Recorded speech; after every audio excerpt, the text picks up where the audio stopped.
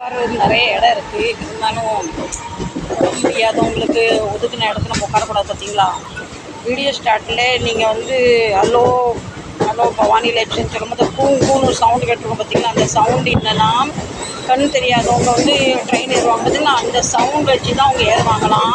இந்த பெட்டியில் தான் நான் ஏறி இருக்கேன். தயவு செஞ்சு நான் இந்த பெட்டியில் எதுவும் தப்பாக நினைக்காதீங்க. என்னோடய ப்ராப்ளம், என்னோடய பிரச்சனை இருந்து தப்பிச்சு இதை பிடிச்சிருக்கேன் அந்த ட்ரெயினை.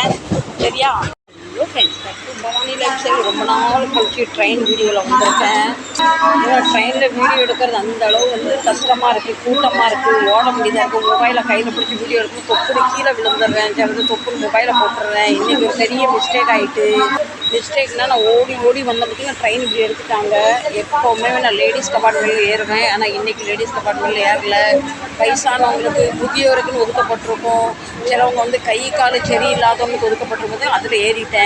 அதனால் வந்து யாரும் பிடிச்சி ஃபைன் போட்டுருவாங்க பயத்தில் கம்பியை பிடிச்சிட்டு ஒட்டி நிற்கிறேன். யாரும் பிடிக்க வந்தால் இந்த பக்கம் குதிச்சிடலாம், அந்த ஐடியாவில் நான் நிற்கிறேன். அந்த பக்கம் லேடிஸ் கம்பார்ட்மெண்ட் எனக்கு ஏற முடியாத சூழ்நிலைனால வந்து இப்படி நான் இதில் ஏறிட்டேன்.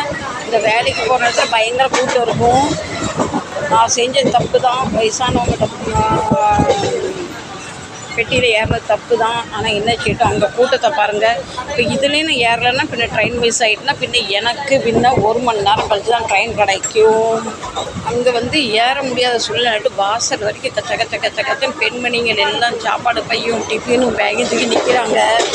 நீங்கள் நினைக்கலாம் இது வயசானவங்களுக்கு முதியோருக்கு உதவுனது. நான் மட்டும் ஏறலை, என்னை விட சின்ன வயசு பிள்ளைங்களாம் ஏறி ஆபத்துக்கு பாவம் இல்லை. சரிங்களா? நானும் வயசானவங்க தானே, எனக்கும் 53 வயசாகிட்டல. அப்போ நானும் வந்து வயசானவங்க தானே. என்ன யாரும் பிடிக்க வந்தால் டக்குன்னு தூக்கி ஆதார் கார்டை பாருமா என் வயசாக பாரு. ஆனால் இது வந்து 70 வயசு மேலே உள்ளவங்களுக்கு தான் இந்த கம்பார்ட்மெண்ட். ஆனால் சின்ன பசங்களாம் ஏறி இருக்காங்க. ஆமாம், எல்லாரும் பிடிக்காதான் சொல்லுவேன்ல. ஆமாம், ஆபத்துக்கு பாவம் இல்லை. என்ன செய்ய, இப்பவும் தப்பு பண்ண மாட்டேன்.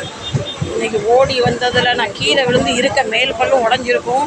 முருகர் வந்து அப்படியே ஒரு கையை கொடுத்து தாங்கி இந்த பெட்டியில் ஏற்றிட்டு பத்திரமா கடைக்கு போன்னு சொல்லிட்டாரு. இந்த பதிவு உங்களுக்கு பிடிச்சிருந்தா கண்டிப்பாக சப்போர்ட் பண்ணுங்க. மீண்டும் இதை போல சேட்டையான பம்பான முடியாங்க கோப்பர்கேர்னர் ஜங்ஷன் அடுத்த ஸ்டேஷன் தான் நான் இறங்கணும்.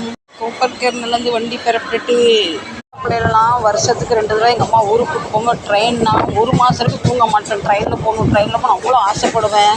இப்போ இந்த தினம் ட்ரெயினில் ஏறி எனக்கு ட்ரெயினே வெறுத்துட்டுனா லோக்கலில் ஊருக்கு போகிறதுக்கு ஆசைப்படுவேன். அவ்வளோதான், ட்ரெயின் ஜர்னி முடிஞ்சிட்டு நான் இறங்குற இடம் கன்சொல்லி வந்துட்டு நான் சேஃபாக வந்து இறங்கிட்டேன். என்னை பார்த்ததுக்கு நன்றி, எனக்கு சப்போர்ட் பண்ணதுக்கு நன்றி. மீண்டும் நல்ல பதிவில் சந்திக்கிறேன்.